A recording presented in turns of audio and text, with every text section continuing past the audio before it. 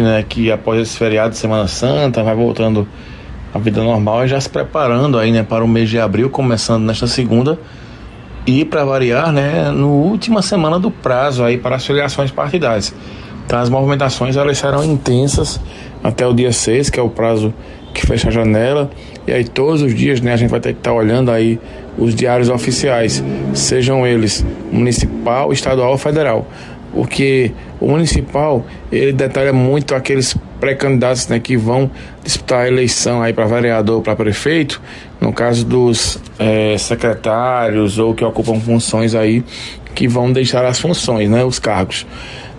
No governo do estado também, um exemplo, né, aqui em Caruaru, por exemplo, se a Luana Marabuco desincompatibilizar mesmo ela entregar o cargo de secretária da mulher, então é um indício, né, que ela será mesmo a vice na chapa do prefeito Rodrigo Pinheiro. No governo do estado, o Toninho Rodrigues, né, ele já confirmou, inclusive, semana passada em entrevista aqui na Rádio Cidade, que ele já volta de férias hoje. Praticamente ele nem reassume a função de gerente de marketing da Impetur, né, ele já entrega o cargo, né, e confirmou que vai mesmo ter um projeto político do MDB aqui em Caruaru. Então Toninho entregando a função, ele é o exemplo do estado, e no governo federal nós vamos ter aí também, né, alguns pré-candidatos que devem também renunciar ao cargo. Um exemplo, por exemplo, Rafael Delon, se ele for mesmo candidato a prefeito pela União Brasil, ele ocupa um cargo na Sudene, então ele tem que entregar até o dia 6. A regra eleitoral é assim, então teremos muitas mudanças partidárias, teremos muitas novas filiações também, e essa também é a janela partidária para os vereadores, mudando de cargo, né? Aqui em Caruaru, por exemplo, né, tem algumas situações ainda que estão acontecendo, digamos assim, né, em definição. A situação do Partido Progressista, o PP, por exemplo, né, comandado pelo vereador Anderson Corrêa. O PT ainda não tem um bloco de vereadores, né, ele está correndo contra o tempo aí. Comenta-se que o Alex Monteiro, ex-presidente da NTTC, seria um dos nomes aí na disputa, e ele está tentando trazer também alguns ex-vereadores, né, e até vereador mesmo, como é o caso do Felipe José, que ainda não resolveu para onde vai. Ex-vereadores como Tafarel, como Wagner Santa Rosa e também, né, o Edgelson Tacaru Forró são pessoas ainda, são candidatos, né, pré-candidatos que ainda não resolveram para onde vão. Esses aí eles podem ter como destino o MDB, né, o Toninho Rodrigues articula para que essa galera aí vá para lá e formar assim uma chapinha para eleger até 2 vereadores. Aí entram também alguns suplentes, né, como o caso do Neto Salles, que estava comandando aí o Partido Avante, né, mas aí, né, com a chegada dos nomes ele preferiu sair. Então vai ter toda essa corrida eleitoral, digamos assim, até o dia 6 de abril, né, que é esse prazo final. Então até o próximo sábado vai ter muita mudança e muita publicação no Diário Oficial, e a gente vai ficar de olho aí para saber quem entra, quem sai, quem deixa o cargo e quem vai disputar aí, né, essas eleições que estão se aproximando no mês de outubro. Aqui próximo à cidade de Caruaru, Laís, nós tivemos a confirmação nesse fim de semana, após uma publicação que eu fiz no meu blog, né, de um áudio que vazou da ex-prefeita Carmen Miriam, ela dizendo que foi para uma reunião com o Tiago Nunes, ex-prefeito, né, havia uma tentativa de conciliação entre as duas lideranças políticas, mas aí o Tiago Nunes informou, disse, olha, se quiser vir apoiar, pode vir, mas ninguém do grupo Damasceno vai fazer parte aí da chapa, né, nem como vice e nem como vereador. Isso chateou muito o grupo da ex-prefeita, né, que decidiu que vai para a eleição também. Após essa publicação no blog, né, o Tiago Nunes ele fez uma foto ao lado, né, do ex-secretário de Saúde, e eles confirmaram que essa vai ser a dobradinha, né, o Tiago, que é um jovem, né, na política, mas que já foi prefeito de Agrestina, ele está tentando articular um grupo, né, político, né, para que ele possa aí chamar de seu, digamos assim.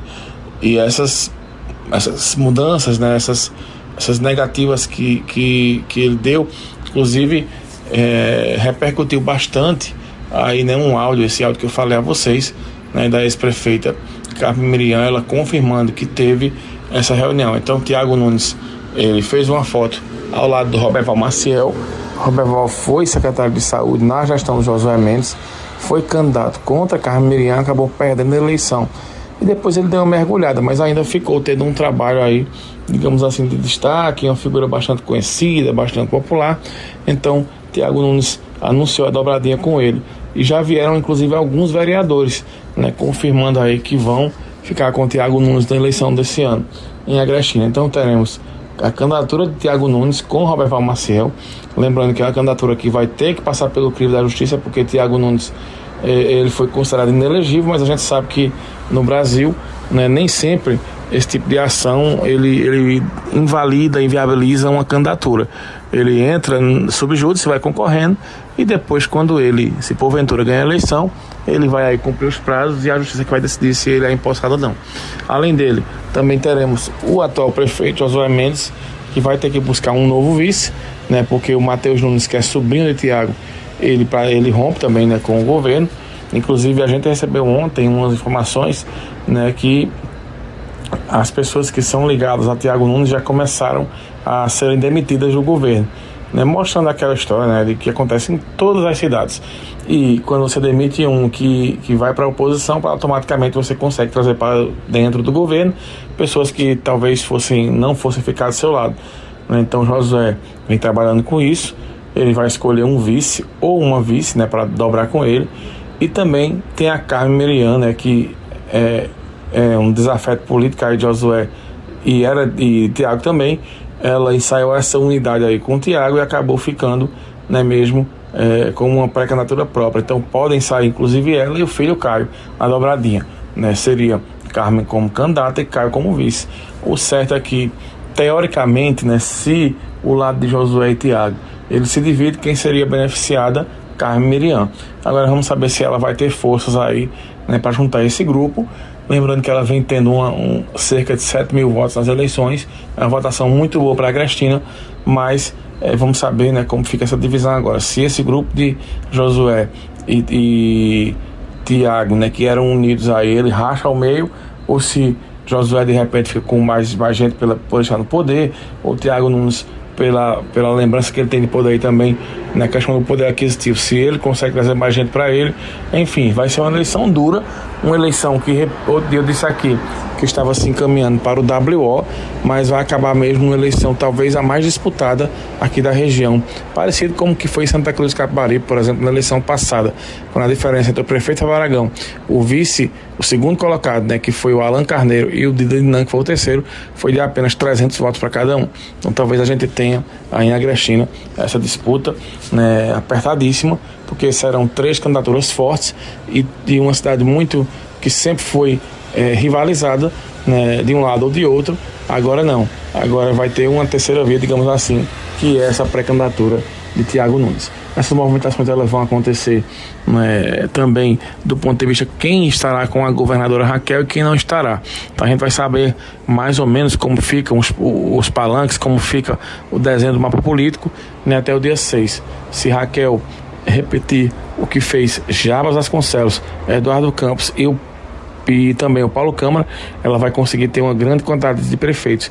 Mas na sexta-feira passada, né, a gente conversava aqui, eu, o professor Marco Aurélio, a Vitória Oliveira e também o André Santiago, e a gente via que, por exemplo, nas grandes cidades, nas médias cidades de grande porte, Raquel praticamente só teria candidaturas competitivas aqui em Caruaru. Em Garanhuns tem mais com a possibilidade de derrota, né, já que o prefeito lá, Sivaldo, vem pontuando na frente das pesquisas. Em Petrolina, né, Simão Durando disparado. No Recife, João Campos caminhando para uma reeleição. Em Jaboatão, a disputa não tem nenhum aliado direto de Raquel, né. Paulista, a mesma coisa. Então a governadora vai ter que pensar melhor essa articulação, caso ela, senão ela pode ficar só com cidades tendo uma cidade grande, que é Caruaru, mas o restante das cidades ela pode aí, né, ter dificuldades para montar um palanque, já pensando em 2026.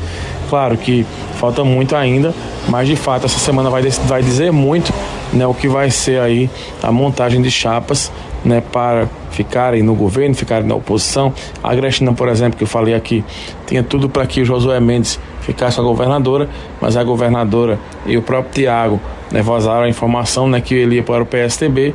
Ele indo para o PSTB, então Josué Mendes praticamente é empurrado para a oposição, né, e talvez ele fique no PSB, né, que era um partido que ele estava meio que dando adeus. Então vai ser uma semana bastante agitada, né? Os republicanos também se movimentando, né? Com o ministro Silvio Costa Filho postando fotos aí nas redes sociais, né? Enfim.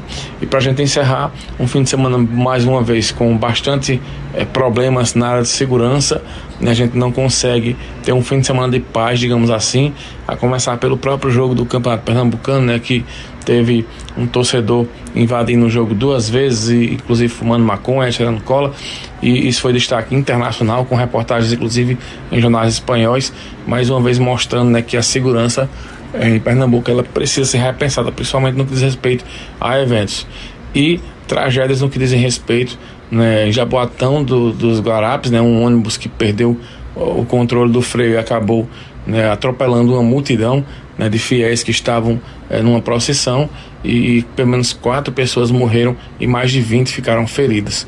A situação que mostra, né, que a fiscalização ela precisa ser melhor nessas áreas também. E também tem um dia muito chuvoso no Agreste, né, com um volume de água muito grande aqui em Caruaru, na região, inclusive causando mortes na cidade de Santa Cruz do Capibaribe, né, mostrando que a gente, quando o assunto é infraestrutura no que diz respeito às chuvas, a gente deixa muito a desejar ainda na nossa região. E olha que é uma região que nem chove tanto assim, né? O Agreste é uma região que não chove muito, mas de 2-3 anos para cá, né, a gente vem tendo um volume de chuva alto, e isso tem gerado um problema aí para prefeitos da região, né, que, como as cidades não estão preparadas, acabam sempre tendo esse tipo de problema dessas cidades. Então aí, daqui a pouco no Manhã Cidade, a gente volta a bater um papo sobre política com Renata Torres, né, e voltamos amanhã dentro do jornal, trazendo mais informações, lembrando que devemos ter novidades aí sobre as desincompatibilizações. Uma excelente segunda-feira para você, um excelente início de abril, e até amanhã. O Cafezinho.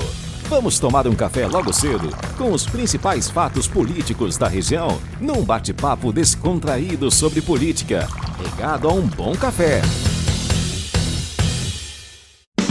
Apoio Senhor Braga Barbearia, a barbearia do Caruaru Shopping.